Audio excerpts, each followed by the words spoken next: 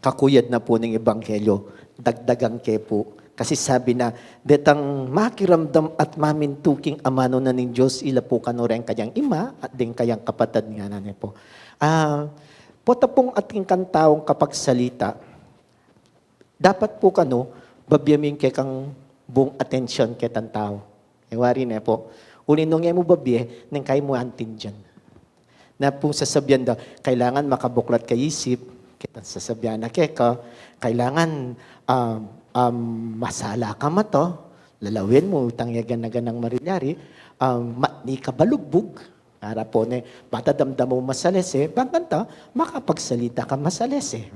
Kapag kwentuhan kay po Tita Doris kita, kabang mapanay na iming oras, pagchismisana ako po. May pagkwento kami po, ulin mig-birthday ya po, kay ginrit ke, po may kibat yung busit. Ayali po. Yan pala na yung makibat. Kaya po may nga SIM card na pek at tinex. May kibat siya po, Pasko ba yan may kibat? Pero sabi po, ay agad may kapakibat. Yan pala, malikot tinex.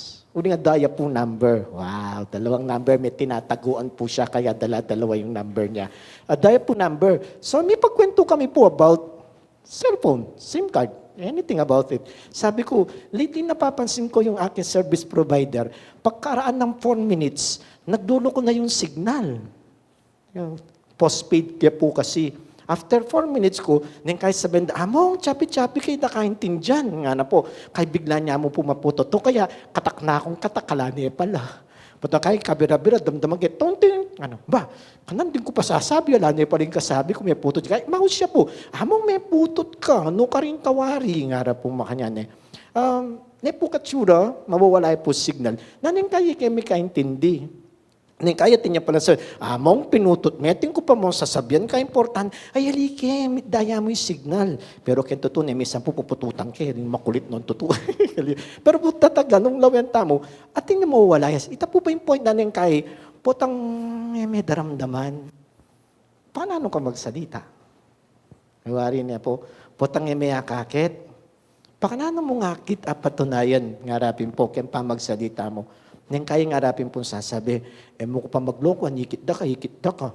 Na mo pong may newarin, po, you have a testimony on how you will speak because ikit mo. Ikit mo po, yawarin dimta mo masalese, nakating. At importante po hanapin, open mind. Kanito, makatulang karanasan ko po, ayos ang kining ka na akong sakin, malambat na po itang sakin kong honor. Bayo ko makot chinek ke po danom. Unining ka na akong kayabing nights pa po kanita. Tsuken lele ko, anergo ka interesado, lawen-lawen na ako. Kabang kakalkalang king sakin. No? Sabi ko, ay nga nakine, maburiya siguro king sakin nga ako. Biglat ke po itang ausanda po radiator, pididinan danom. Kay po nga lawen ke, kulang ya. Sabi ko po kaya, kumana kang danom. May koya po. Migbalik ya. Magdalaya may ito nga basong danom mamarimla.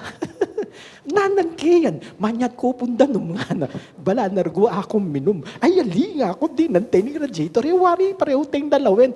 Wapin po, wala nung kabit na kini. Danom po, kabiteyan nga ako. Ali po, inuman yun niya mo po.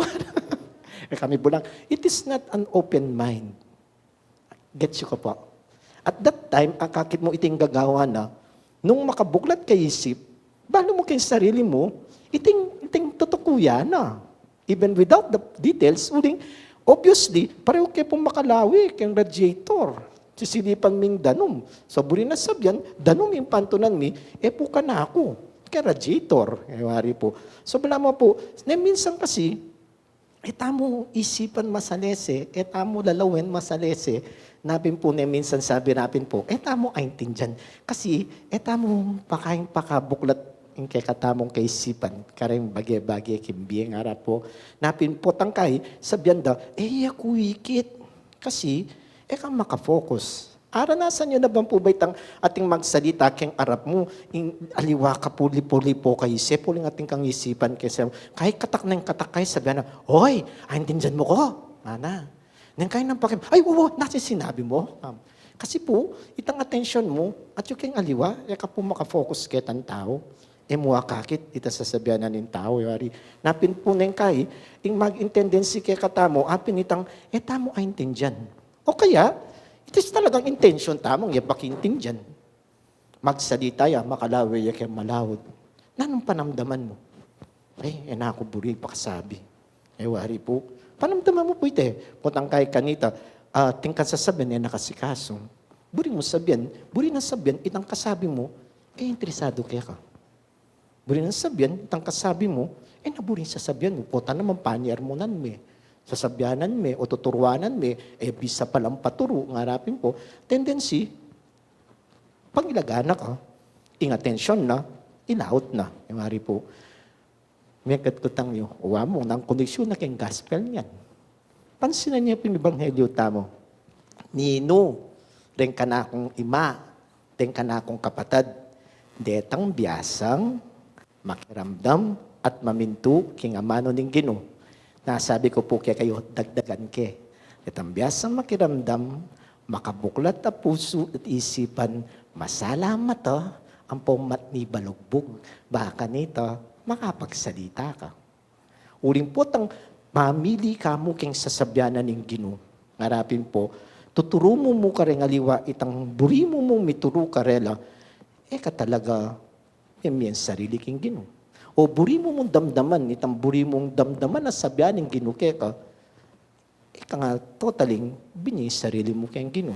Ka totaling talagang may kiramdam, ka totaling talagang may minto. Kaya nga po, ngayon nga po sasabi, bakit makani tayo sinabi, bala mo naman, pansin ni Mana ang po'y rening kapatad na, at chula keng kilwal, pakikitan demo rugo, o bakit makani niya pa sinabi, kintutunan po niyan, gagamitan ni Imana, as a symbol, na nipunitang makabuklat, ay isip, ang pumpuso, masalamat matni balugbog. Kasi ganang sasabyan da kang Maria. Wari po, kang kwento na ng Ebanghelyo tamo. Akit tayo po yung personalidad ng Maria, makanining gagawa na, sisinop na kem puso na. Wari niya po, kempong Station of the Cross, tikyaning anak na, binantayani, kanalam na ng krus. Gawa na nga po, ining sasabyan ko kaya kayo, talagang binuglos na yung sarili na. Sabi dapin po kaya katamo, kayong harapan ng Ginoo, nung talagang sinabi mo kayong sarili mo, talatuki mo ko, bugnos mo isabla. Yan po yung akit tamo, karening martir, tamong yan yung aldong ite. Hanggang kamatayan. Very faithful lang. Ilapang mentong paralan to be converted to Catholicism.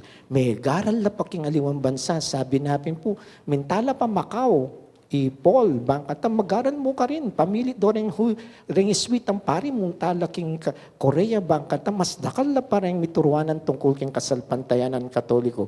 Talagang binyering buo until death. Padre Pio, baluta naman pimiyaging biyanan Imbeging biyanan nung nukaran talaga naman.